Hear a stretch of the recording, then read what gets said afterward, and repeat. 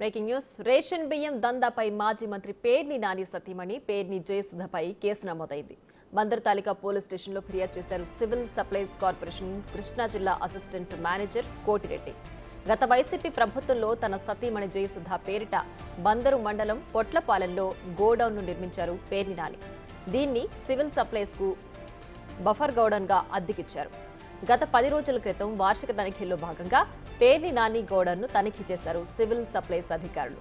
తనిఖీల్లో భాగంగా స్టాక్లో తీవ్ర వ్యత్యాసాన్ని గుర్తించారు. 185 టన్నుల పీడీఎస్ బియ్యం మాయమైనట్లు గుర్తించామని తెలిపారు ఫిర్యాదుదారుడు కోటిరెడ్డి.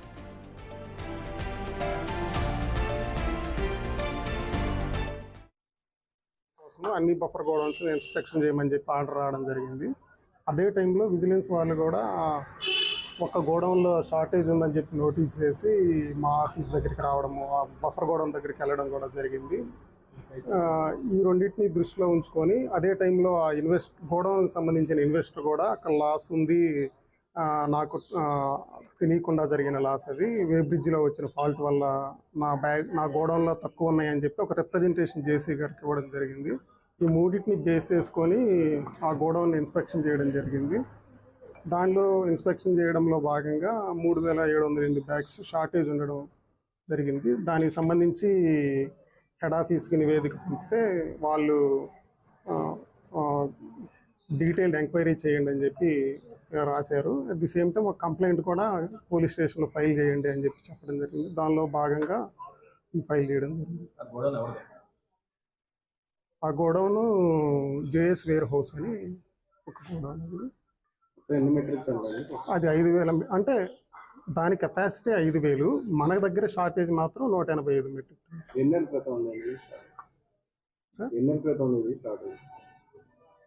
ఎన్ని నెలల క్రితం అంటే మనం ఐడెంటిఫై చేసింది మాత్రం ఒక వారం క్రితం. పేర్ని నాని సతీమణి జయసుధతో పాటు గోడౌన్ మేనేజర్ మానస తేజపై కూడా ఫిర్యాదు చేశారు. వే బ్రిడ్జ్ సరిగా పనిచేయడం లేదని పేర్ని నాని తప్పించుకునే ప్రయత్నం చేస్తున్న ఆరోపణలు వినిపిస్తున్నాయి. వే బ్రిడ్జ్ సరిగ్గా పనిచేయకపోవడం వల్ల షార్టేజ్ వచ్చిందంటూ సివిల్ సప్లైస్ అధికారులకు లేఖ రాశారు పేర్ని నాని సతీమణి జయసుధ. షార్టేజ్కి సంబంధించిన ధాన్యం విలువ ప్రభుత్వానికి చెల్లిస్తామని లేఖలో పేర్కొన్నారు పేర్ని నాని సతీమణి జయసుధ.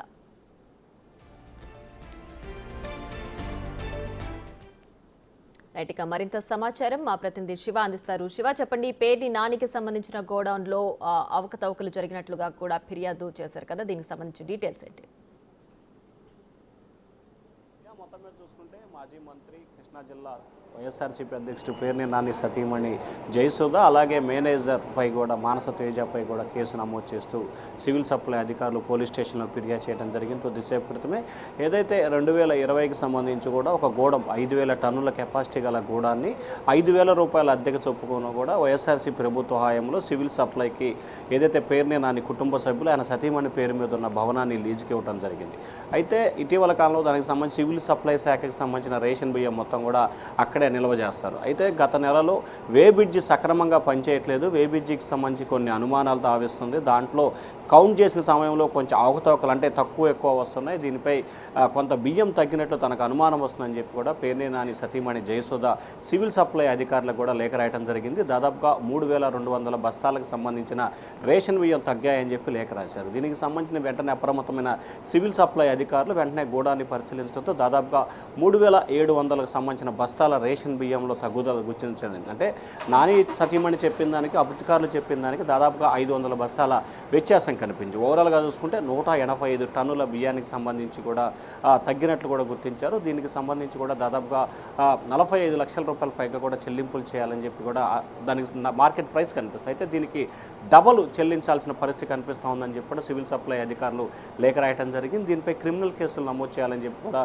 సివిల్ సప్లై అధికారులు ఆదేశాలు జారీ చేశారు. దీనిపై ఈరోజు ఉదయం గోడాన్ని క్షేత్రస్థాయిలో మరొకసారి పరిశీలించిన తర్వాత 3700 బస్తాలు తగ్గుదల గుర్తించారు. అలాగే 185 టన్నులకు సంబంధించిన బియ్యం తగ్గినట్లు కూడా గుర్తించారు. దీనికి సంబంధించి కూడా సివిల్ సప్లై అధికారులు ఇచ్చిన ఫిర్యాదు మేరకు మచిలీపట్నం పోలీస్ స్టేషన్లో పేర్ని నాని సతీమణి జయసుధ అలాగే మరొక తేజస్వి వీరిద్దరిపై కూడా క్రిమినల్ కేసులు నమోదు చేసిన పరిస్థితి కనిపిస్తోంది. మరికొద్దిసేపట్లోనే ఎఫ్ఐఆర్ నమోదయ్యే అవకాశాలు అయితే కనిపిస్తున్నాయి. ఎందుకంటే సివిల్ సప్లై అధికారులు ఇప్పటికే పోలీస్ స్టేషన్లో ఫిర్యాదు చేయడం. అలాగే ఏదైతే బియ్యం బియ్యం తగ్గిందో దానికి సంబంధించి డబల్ చెల్లించాలని చెప్పి కూడా సివిల్ సప్లై అధికారులు ఇప్పటికే నోటీస్ జారీ చేసింది. దాదాపుగా 90 లక్షల రూపాయలకు సంబంధించిన చెల్లింపులు చేయాల్సిన పరిస్థితి అయితే కనిపిస్తూ ఉంది. దీనికి సంబంధించి ఒకవైపు కేసులు, మరొక వైపు డబల్ జరిమానా విధించిన నేపథ్యంలో కావాలనే రాజకీయ దురుద్దేశంతో ఈ రకమైన ప్రయత్నాలు చేస్తున్నారు. వాస్తవానికి రేషన్ బియ్యం తగ్గాయని చెప్పి తానే లేఖ రాశాను, తిరిగి తనపైన కేసులు నమోదు చేయడం ఎంతవరకు సమంజసం అని చెప్పి కూడా పేర్ని నాని తన అనుచరుల వద్ద చెప్తున్నట్లు కూడా తెలుస్తోంది. మరొక వైపు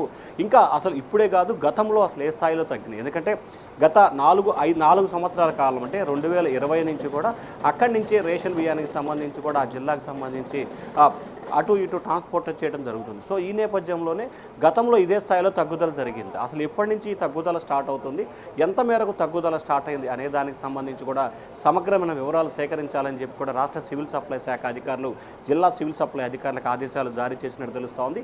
ఈ తంత్రంగా అంతా గడిస్తే కానీ ఖచ్చితంగా గత నవంబర్లో జరిగిన పరిణామాలకు సంబంధించి దాదాపుగా 90 లక్షలు ఉంటే అసలు గత కొంతకాలంగా జరిగిన అక్రమం అంటే 4 సంవత్సరాల కాలంగా జరిగిన వాటిని పరిశీలిస్తే ఎన్ని కోట్ల రూపాయలు జరుగుంటుందో అర్థం చేసుకోవాలని చెప్పి టీడీపీ నేతలు అయితే ఆరోపిస్తున్న పరిస్థితి కనిపిస్తోంది. దీనిపై సమగ్రమైన విచారణ నిర్వహించాలని చెప్పి ఇటు ప్రభుత్వం అటు స్థానికులు అయితే డిమాండ్ చేస్తూ ఉన్నారు. మరి ప్రభుత్వం ఇప్పటి వరకు దాన్నే చేస్తుందా, లేకపోతే గతంలో తగ్గినాయా లేదా అనే దానికి సంబంధించి ఏ మేరకు విచారణ చేస్తుందో అనేది అయితే కొనసాగుతూ ఉంది. ప్రియా చెప్పండి. శివ, అయితే ఈ షార్టేజ్ కి సంబంధించి వే బ్రిడ్జ్ సరిగ్గా పనిచేయకపోవడం వల్లే ఈ షార్టేజ్ జరిగిందని చెప్పి పేర్ని నాని సతీమణి లేఖలో పేర్కొన్నారు కదా. దీనికి సంబంధించి సివిల్ సప్లైస్ అధికారులు ఈ కారణంతో ఏకీభవిస్తున్నారా? ఇది ఎప్పటి నుంచి జరుగుతుంది షార్టేజ్, అలాగే వే బ్రిడ్జ్ పనిచేయకపోవడం అనేది ఎప్పటి నుంచి అనేది లేఖలో పేర్కొన్నారా? ప్రధానంగా చూసుకుంటే గత నవంబర్లో స్టాక్ వచ్చింది, దాన్ని డిసెంబర్లో పంపిణీ చేస్తారు.